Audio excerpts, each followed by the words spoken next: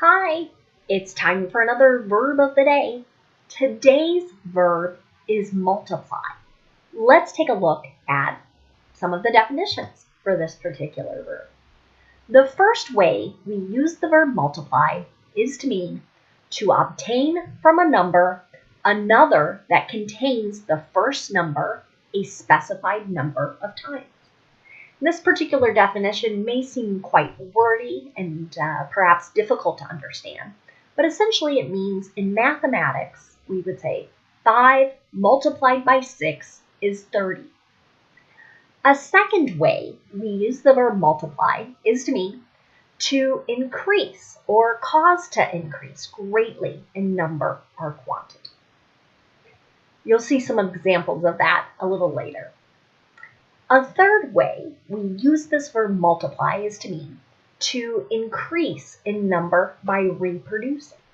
So this particular meaning might be used in biology, particularly in reference to animals, essentially having young, creating more of the same species. Multiply is a regular verb. To make the progressive tense, we're just going to add ing to make multiply. The past tense and participle forms are going to be made with a slight spelling change. We're going to drop the y, add an I, and then add ed. Because this verb multiply ends in a vowel sound, I, the ed is going to make a d sound. Multiplied, multiplied. You might be happy to know there really aren't any phrasal verbs that use multiply, so there are no additional meanings for us to look at today. So we'll move on to practicing our verb multiply in a few different verb tenses. Today we'll take a look at past perfect, present perfect, and simple future. Let's start with past perfect. To make this verb tense, we're going to use the past tense form of the verb have. That's had. And then we'll use the participle form of the verb, multiply. Let's take a look at an example sentence. Calls for delaying the start of school had multiplied before the recent outbreak. So there's our verb, had multiplied. This is going to connect back to that second definition about something increasing greatly, increasing in number. If I want to make a negative sentence in the past perfect, I'm going to use had, and then I'll insert not, and then the participle.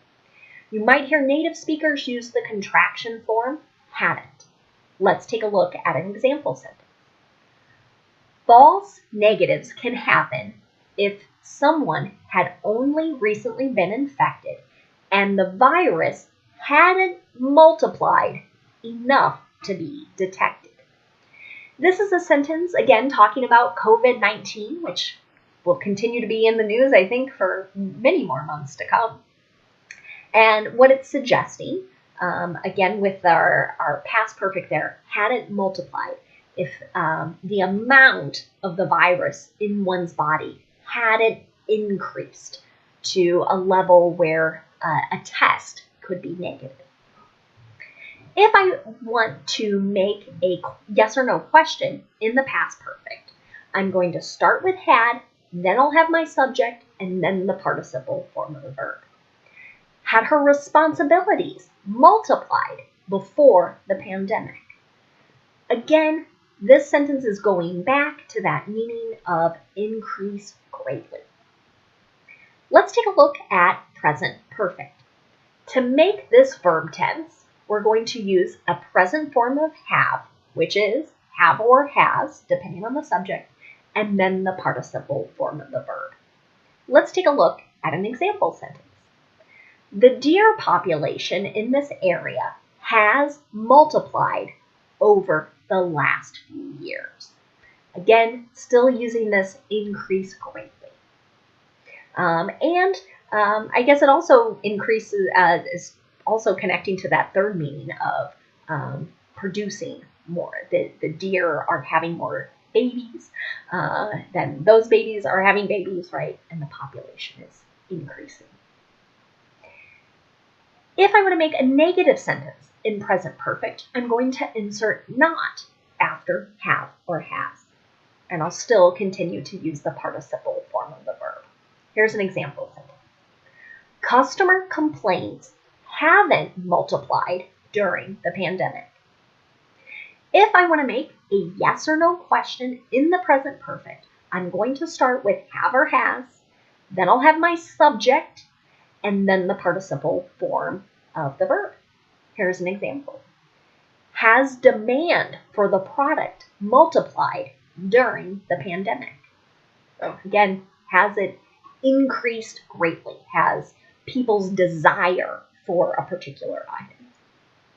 Finally, let's take a look at simple future.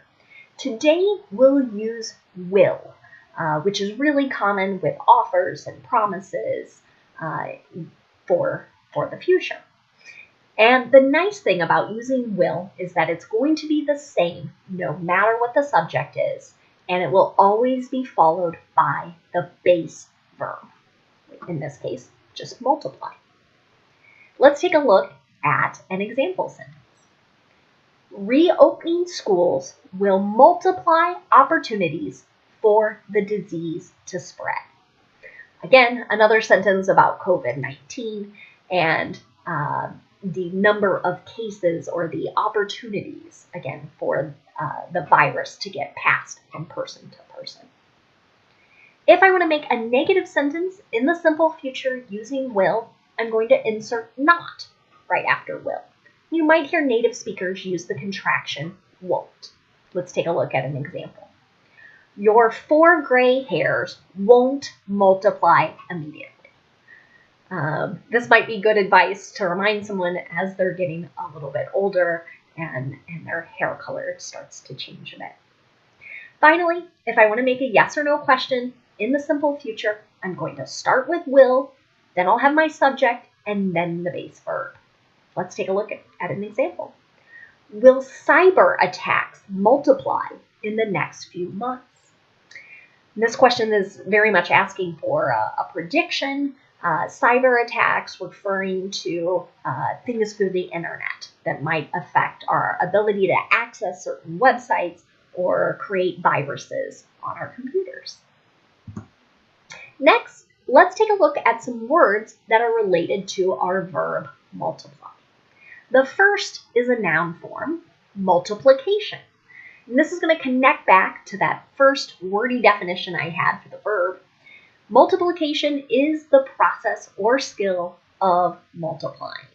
You'll hear this in math classes, probably from 2nd grade on up. Here's an example. You'll need to use multiplication and division to solve the problem. Another word that's related is a noun, multiple, and it means a number that can be divided by another number without a remainder. Again, this is a word you might, this particular definition is something you're going to hear used in math classes around the country. Here's an example. 12 is a multiple of 6. Right? So 12 can be divided by 6. Right? That's 2. And there's nothing left over. There's no remainder. Multiple can also be an adjective, and it means numerous and varied. So the things might seem different. Let's take a look at an example. Many English words have multiple meanings. And if you've been watching these videos, you're recognizing that that's a true statement. And again, here it has many different meanings. That's what's meant by numerous and varied. Thanks so much for watching today's video. I hope you have a great day.